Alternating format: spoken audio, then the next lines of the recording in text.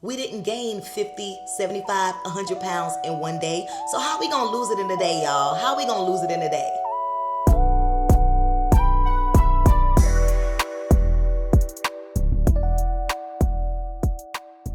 Hey fam, welcome back to the channel. And if you're new here, my name is DeeDee. On my channel, we talk about realistic weight loss, meal prepping for success, and building habits that fit into real life. And y'all, today's video, I really wish somebody would have just sat me down, just said, DeeDee, sit down and let me talk to you about something before you start your weight loss journey. Because if you've been following me, y'all know I started my weight loss journey 20 plus years ago, y'all. I started, then I stopped, I stopped again. Y'all already know the revolving cycle. There are mistakes that beginners make, all of us make when we're starting a weight loss journey that leaves us feeling frustrated, discouraged, wanting to quit before we even really started. So this video is really coming from a place of, y'all, I've been there, done that, still going through it, but it's something that I don't want you to have to go through. I want you to avoid these mistakes that I made. Let's get started with a big one. Now, the first one is a mistake that a lot of us make as beginners, and that's not eating enough protein. Y'all, you might be thinking you eating healthy. We got our salad game going, or you have your smoothie, and then all of a sudden, it's not even an hour later and you're hungry again. So then you just grab a little snack. You're snacking, but then you're snacking more than you realize because you were never satisfied to begin with. And it's not because we're lacking discipline, it's because our bodies need more. The meals didn't hold us over. And that's why protein is so important. It supports fat loss while preserving muscle. It keeps us full and it stabilizes our cravings. So what changed everything for me was starting to build my meals around my protein. Whatever that protein is, whether it's chicken, fish, eggs, whatever, okay? I build my meals around my protein. I focus on that. Then I build everything else around that protein. And y'all, I'm telling you, once I started prioritizing my protein, my cravings dropped, I started stabilizing my hunger, and I stopped feeling like I was constantly fighting myself, y'all, constantly going through the battle, the ups and downs on what am I doing wrong with this weight loss journey. So if you're somebody who feels hungry all of the time, this might be your sign right here, okay? Make sure you are prioritizing your protein. Now, this second one is definitely a big mistake that a lot of beginners make, and I've made it as well in the beginning of my weight loss journey. Doing too much cardio.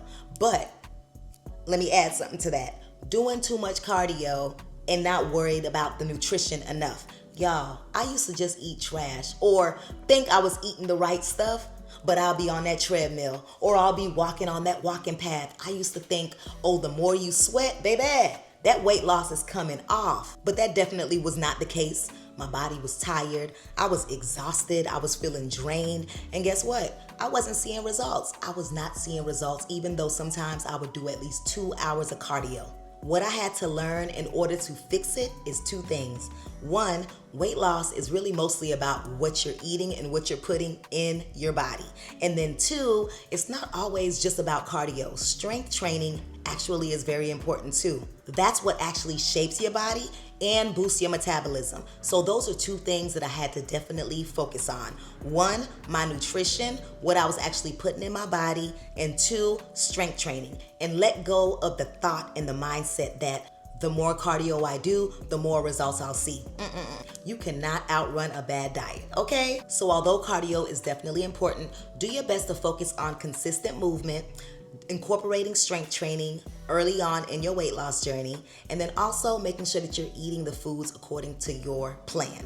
Now, this next mistake is a mistake that a lot of us make that we don't even realize we're making. Y'all, drinking your calories. Y'all, some of us don't even realize we pull up to that Dunkin' Donuts or that Starbucks or whatever. And I remember my go-to order used to be a caramel frappuccino, extra caramel syrup. Baby, that thing used to be hitting the spot.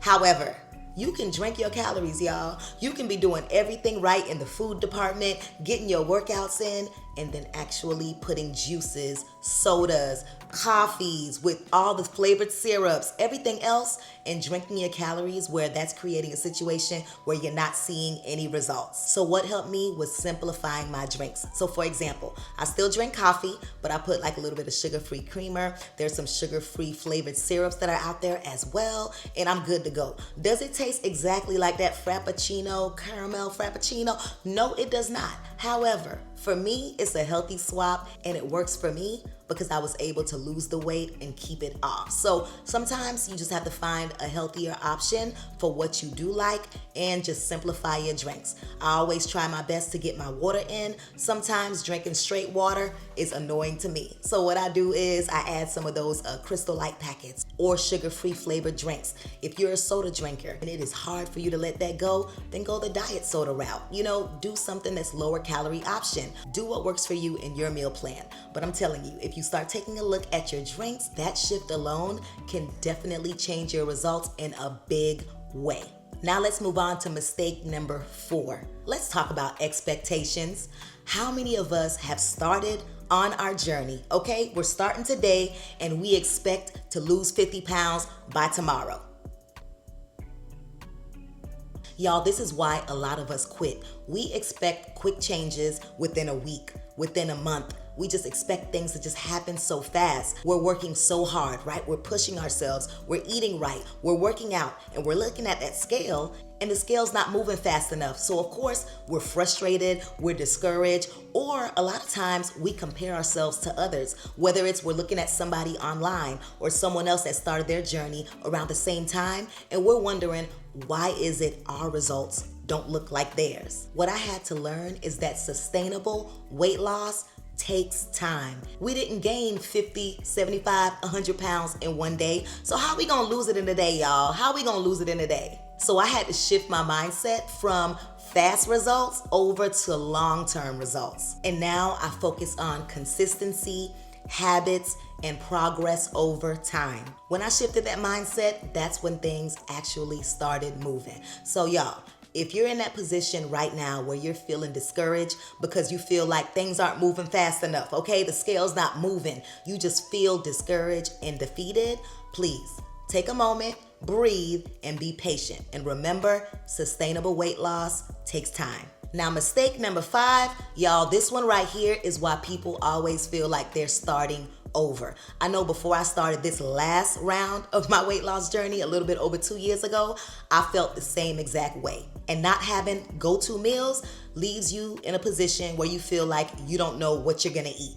And when you're relying on willpower, baby, willpower will run out. And it leaves you in a position where you're just grabbing something convenient. Let me just run up through this drive-through right quick and grab something, and I'll start again tomorrow. You know, I'll start that diet again tomorrow. And for me, I couldn't stay consistent. So then that made me feel like I was out of control, y'all. So what changed for me was when I actually started consistently meal prepping. And that has been the game changer for me.